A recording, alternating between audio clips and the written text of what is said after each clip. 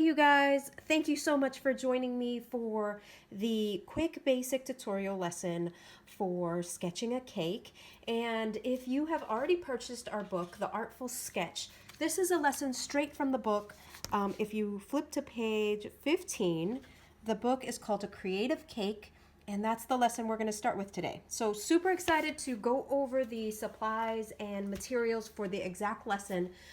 Feel free to use your own materials or supplies, but these are the ones that are true and tried for what works for me and what's in the book. So I'm going to go in and just kind of start with telling you exactly what I use, and you can either choose these type of markers or supplies, but again, these are just based on my own recommendations, and I hope you have fun with this lesson. Okay, first of all, I want you guys to have a sketchbook. This sketchbook is a Copic specific sketchbook. It's, I think, a little bit bigger than an 8.5 by 11, but you guys can use whatever you prefer. If you just go to an art store and look up sketchbook with, I like the spiral bound just so that I can flip through the pages. If you have sheets of paper, that works as well.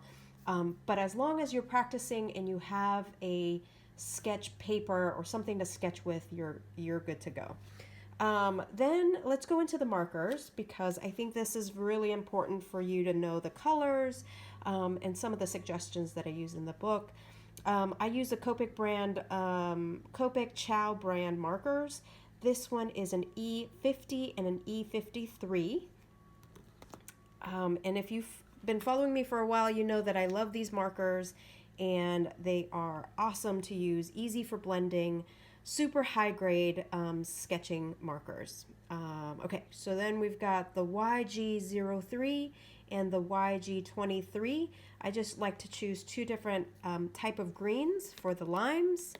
And then you've got the yellows, which is the Y11 and the Y08. So a light one and then a little bit of a darker one. And then for, like my oranges and my kumquats and my mandarin oranges that are in the lesson, I chose something a little bit more. I know the cap doesn't show that it's orange, but when you lay it down on paper, it does give a little bit of an orange color. In the book, it states Y16. I couldn't find my Y16, so we went a little bit higher, which is the Y17. And it works just the same. And then for our shadows, we've got, this is also Copic, but it's the Sketch brand. So if you've got the Sketch markers, that's great too. It just is a different size barrel and it comes in different colorways. And I'll talk about that in a different lesson of, the differences between the sketch markers and the Copic Chow markers. But I just so happen to have a C2 in the oval barrel, and that's that there. And then my C0, which is something that I always recommend as a staple gray, the C0 and the C2. Okay. So those are the markers you should have for this lesson. And then for my pencils, you can either have a mechanical pencil, which I have here, and I like to use a 0.5 lead.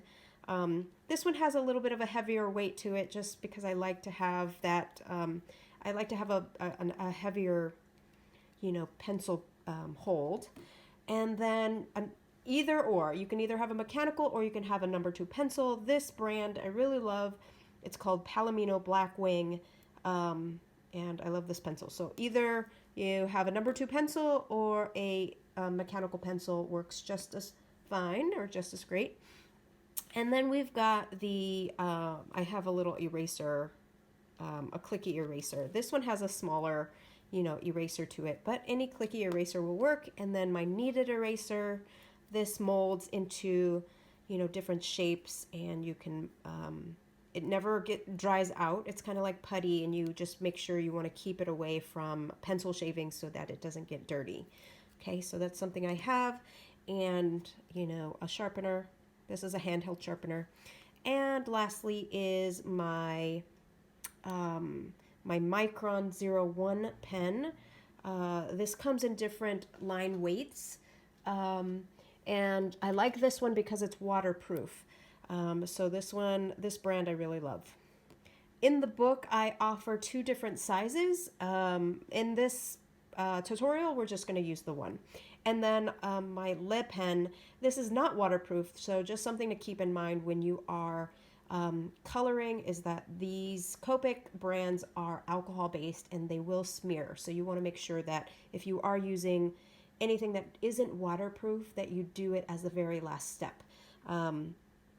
So this is my gray Le Pen, and then last but not least is a clear 12-inch ruler. I love clear because you could see through it, and then you can, just make sure that your lines are straight. So that's why I recommend a clear ruler when we are starting with sketching. Okay, guys, join me into the next lesson as we begin to frame out our cake. Okay, you guys, now is our first lesson to create the framework for our cake lesson. And if you are following along, again, we are starting on page 15 in the Artful Sketch book. If you haven't had a chance to purchase your book, you can grab that on Amazon or Barnes & Nobles or anywhere books are sold. And go ahead and place your order, and then you can have all the lessons with you. But for this cake lesson, I want you to start with, of course, a clean sheet of paper. And then your clear ruler, and then any writing utensil, whether that's the mechanical pencil or a number 2 pencil. Just make sure if you are using a number 2 that your tip is sharp. Okay, so one thing to make note of is that you want to sketch really lightly. As you begin any sketch, I really want you to pay attention and pay close attention to how you are holding your pencil. It should be very comfortable, very light-handed. I have a lot of people in my class that are used to bearing down a little too heavy, but for sketching, the main thing that you have to learn is to control your line weight, okay?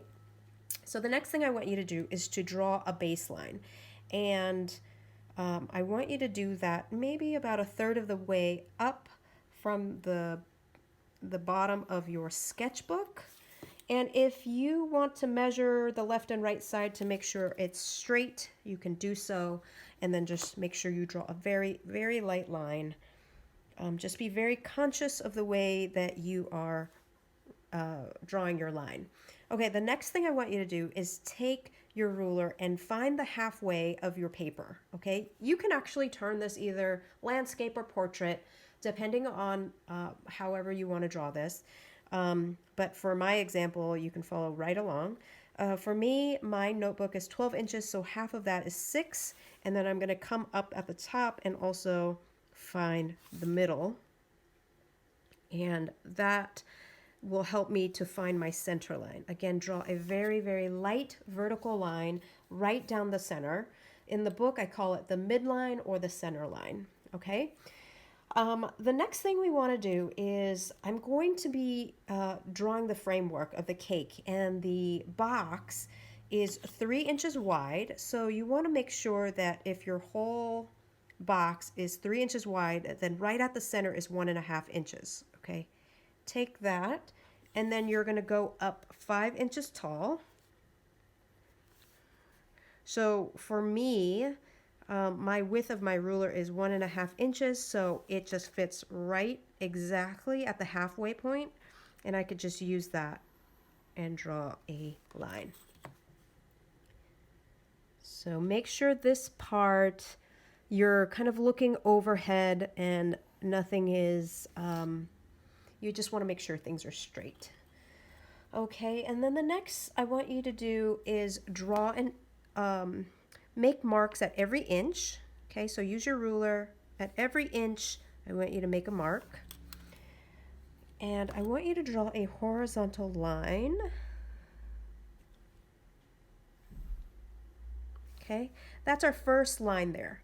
And the next, I want us to come in about 1/8 of an inch on each side. You can measure it or you can kind of eyeball it, but I use the box as my frame so that I'm not going over, like whatever I do on the left side, I want to do on the right side, okay? And then again, be very conscious of the way you are putting down your pencil mark because it has to be super light.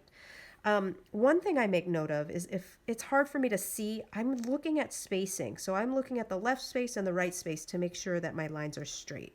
Okay, so we have our first box, and you can go in and draw lines all the way across if you'd like. And I don't finish them all the way to the ends, but just know that the cake tiers will be incrementally smaller as they go up the cake.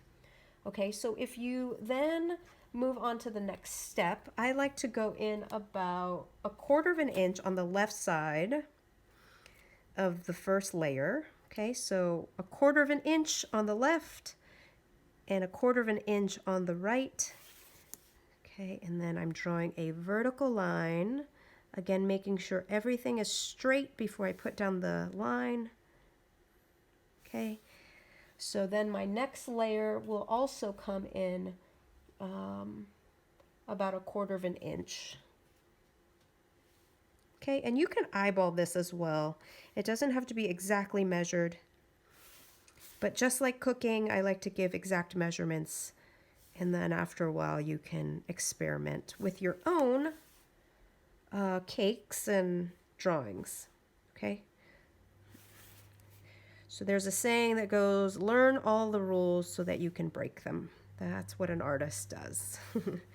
Okay, so making sure the left space and the right space are even, and as we come down, we see that they're all pretty straight and even. So now we have a 1, 2, 3, 4 layer cake, and the next line I want you to draw is, this is going to be the thickness of our cake stand, and you can eyeball this. It's, I mean, I probably would guess an eighth of an inch or a little smaller than that.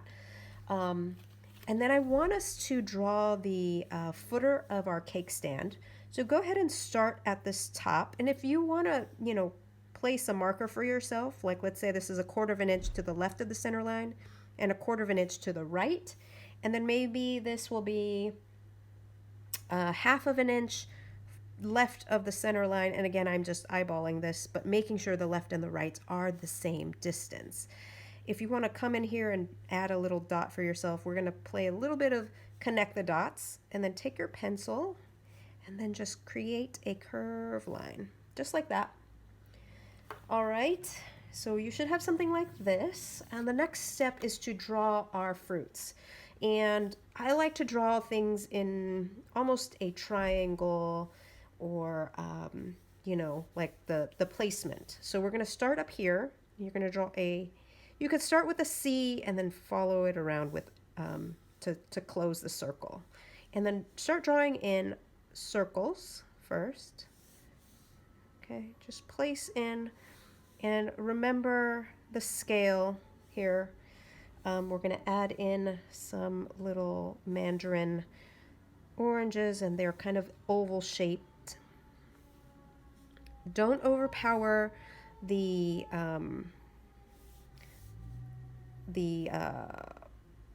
shapes by adding too many circles. Okay, that's just one thing we want to keep in mind.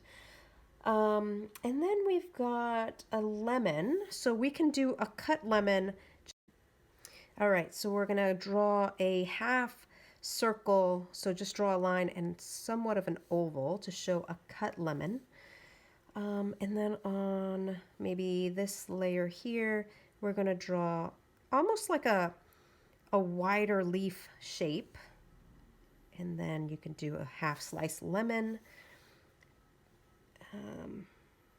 at the bottom.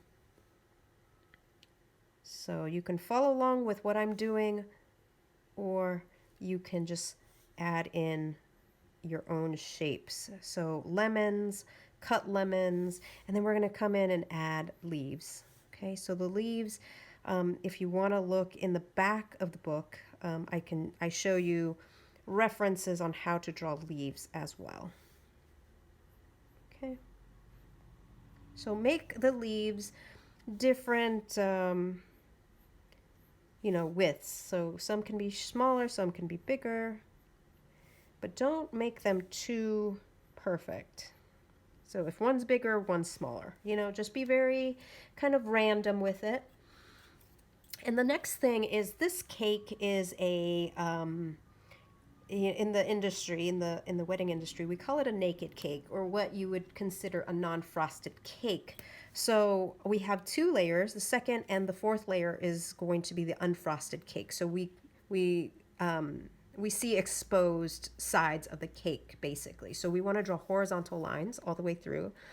And you know, you can kind of eyeball this and how many layers you want, but just go in, draw horizontal lines, and just make thin horizontal lines through the cake.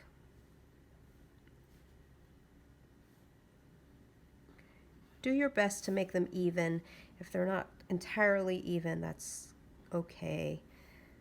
I want you to go through it and just draw these thin lines.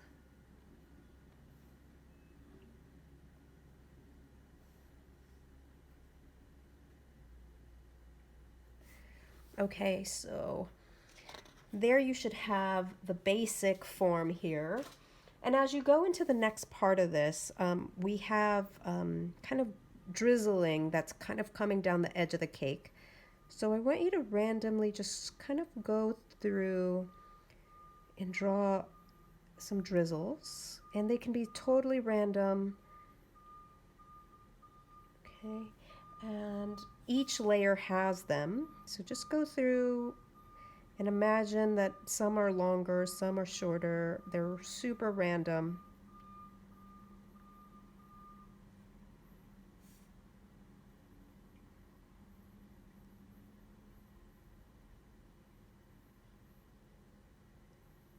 Oops, some of them could be too big, so just be careful. Okay. So as you work your way through, make sure they're random drippings on the cake. Okay, so we're at a point now where I feel like I can start to erase my guidelines. So you can either take your kneaded eraser. So the kneaded eraser is a couple of things. So it works as a regular eraser, but it also pulls the extra dark lines that we don't want in our final sketch. So you can go in and just kind of pull it off, put some pressure on it, and then just pull off some of that.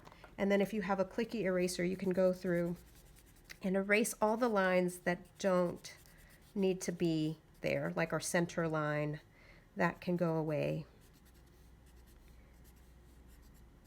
Okay. And you want to get as clean as possible, because once we put down our ink, it's going to be really hard for us to erase, because these markers, again, like I said, they are alcohol based, but they set them in place. So when you do add in the color, it starts to, you know, it sets in there and it's really hard to erase them. But go ahead and erase, make sure you have all the lines that you want in the final sketch, and then follow along with me in the next tutorial where I'm going to show you how to color. For coming back with me and joining me for finishing the coloring of the cake. This is one of my favorite parts because, I mean, obviously coloring is so much fun. What I like to do is I like to have the markers accessible. So for me, I like to have them kind of like right off to the side so that I know which ones to grab, and they're easy to kind of pick up. So I think the first thing is one thing I want to talk about is these markers. You want to start with the light marker first, okay? So the lightest shade goes down first, and then you start adding in the layering of darker colors. And in a way, you want to work from light to dark versus dark to light, because you can't really go lighter with these. So I want you to start out with your light color, and I like to use the brush end. So think of it like a paintbrush, okay? This is the brush end. The Copics come in two sides, one broader side and one brush end. And again, start with the light shade first. Whoops, let me switch that. Start with the light shade first, use the brush end, and use the tip to kind of outline Go down with really light pressure, outline the dripping on the cake. You can use your ruler as well, but for me, I'm just going to freehand this.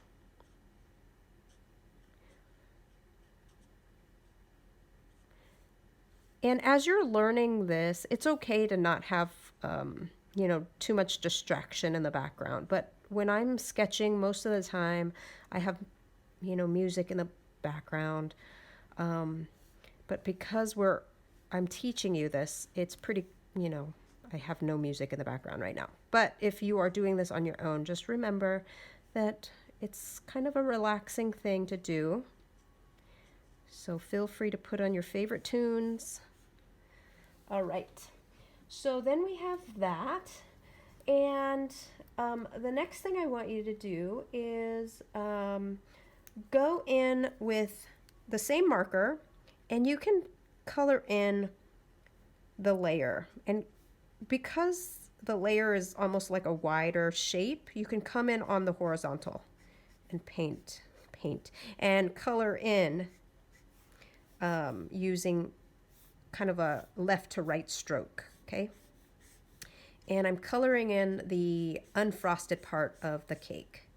And you want to get about 45-degree angle. And what I like to do is I like to keep my right side a little bit white, and that's to show highlights.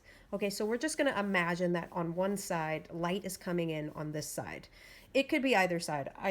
I want you to decide what side it's going to come from. For me, I like having the light come from the right side, and then that means I'm just going to leave a little bit of white space on the right side of our cake. And this is to show dimension and to, it gives it form.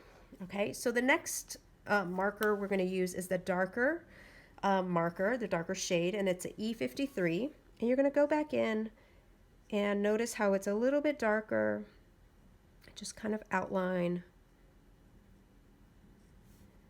Okay, go in through all the drippings.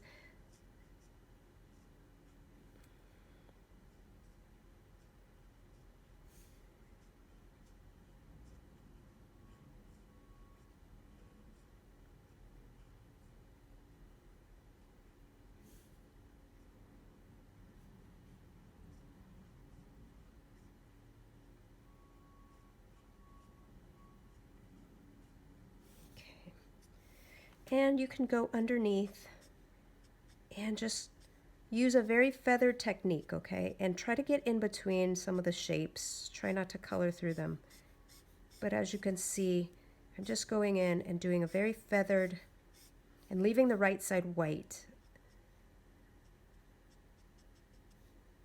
Okay, I'm going to do the same on the second layer of the cake.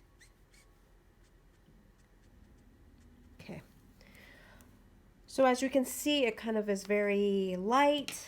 And the next thing I want to color is our limes. So start with the lightest shade first. For this example, the lightest is the YG03.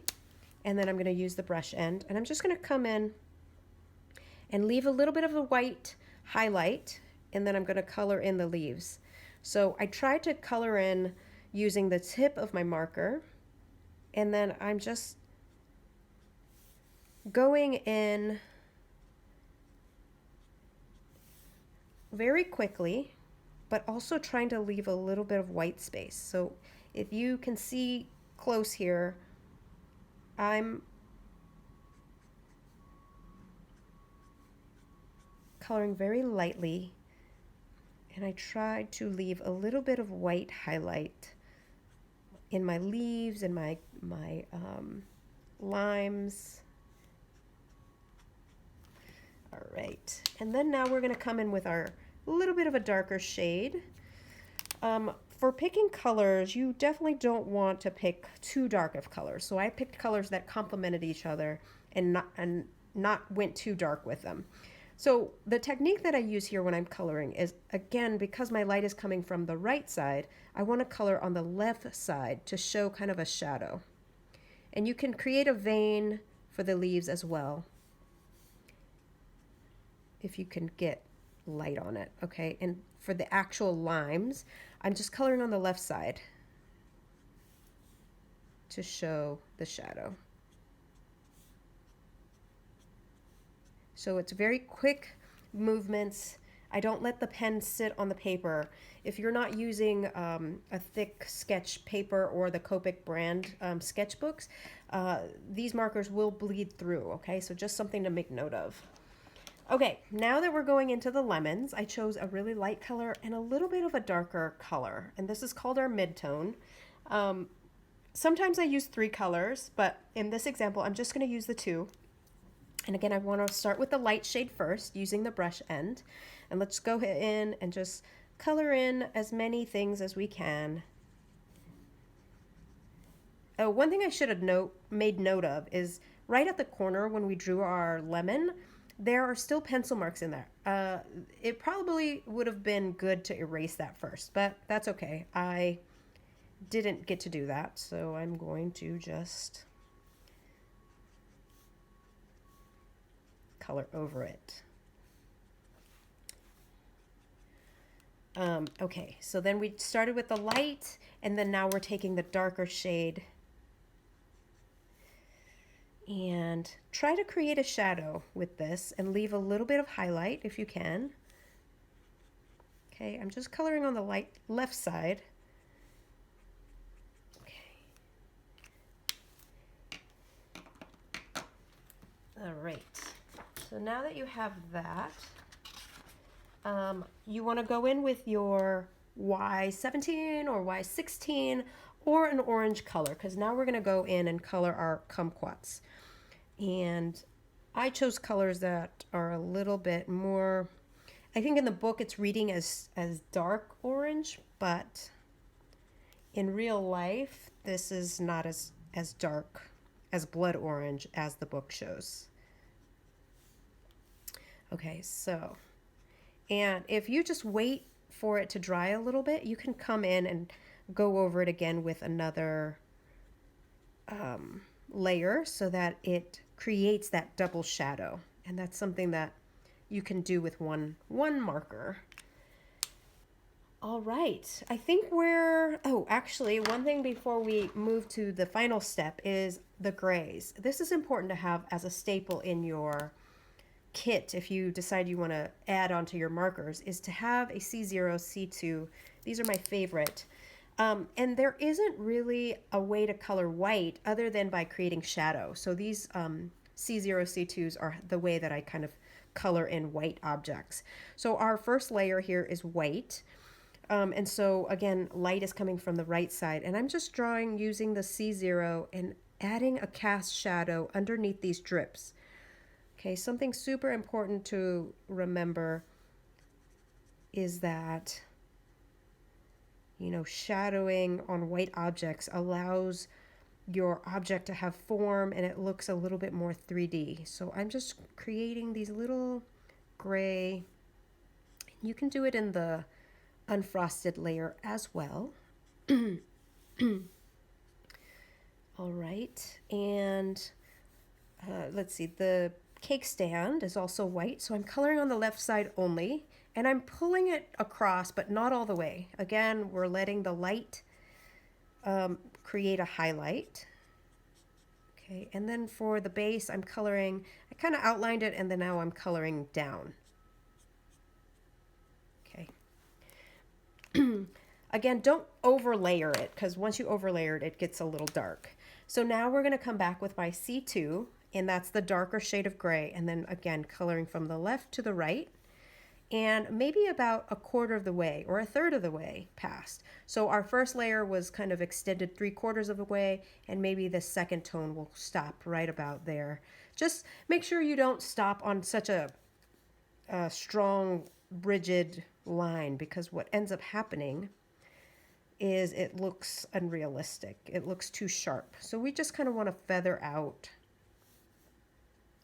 And if you want to go in and use the very tip of the marker to give it another layer of shadow, you can do that. Okay. And one thing I should have made note of is you can go back in with your E50 and just color through. If you already did that, then you beat me to the punch there. but the E50, the lighter shade of the tan color, we can color the drips.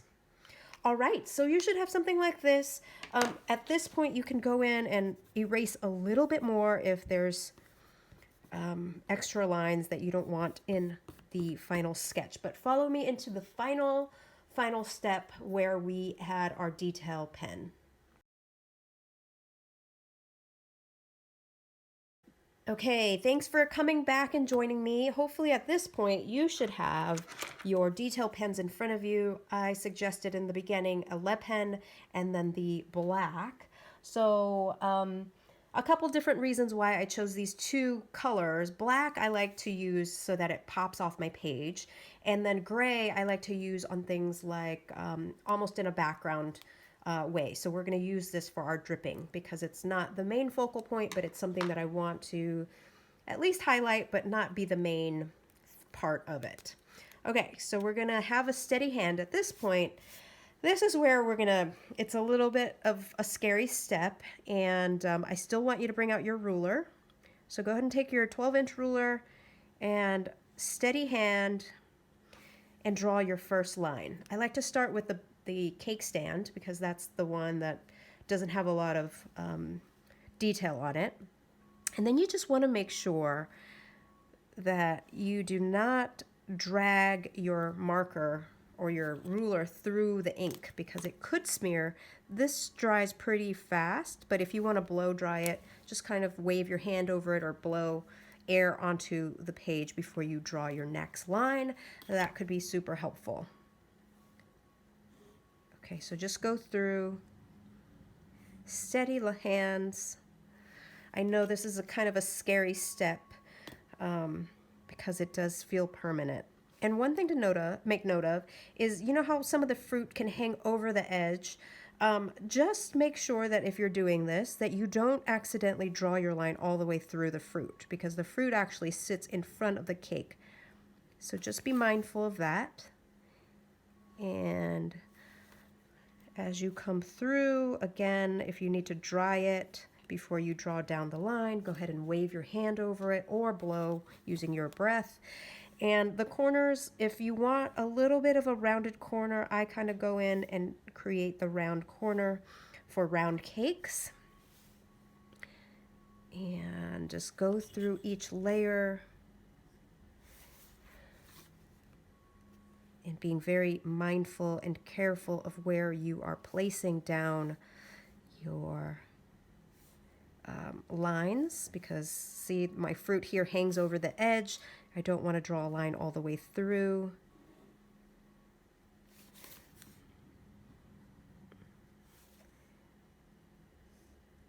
Okay.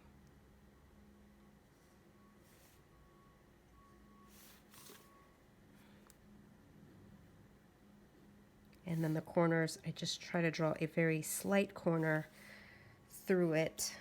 And then at this point, go ahead and go in and draw your leaves.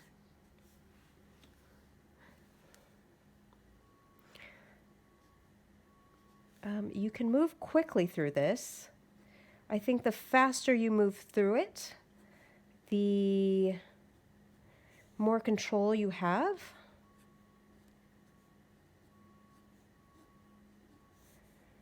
If you are still learning and taking your time through it, that's okay too, but eventually I want you to, go through it pretty quickly.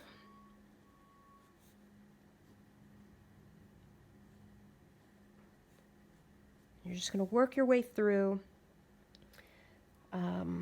adding, if some of them are cut, then you're going to add the lines in them. If you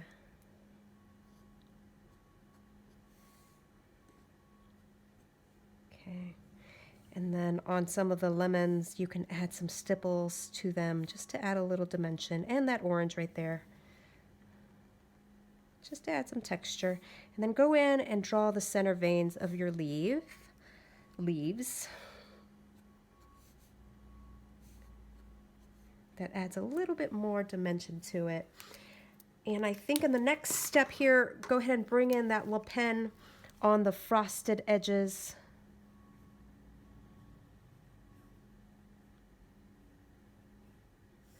Okay, and again, I use the gray as just a secondary color, not so much as the focus. And the more random and kind of squiggly, imperfect the lines here, the better. As you notice, my colors don't quite sit inside of the lines, and that's okay. I like that imperfection, especially when it comes to these kinds of artful sketches. Okay, so see how I've created that.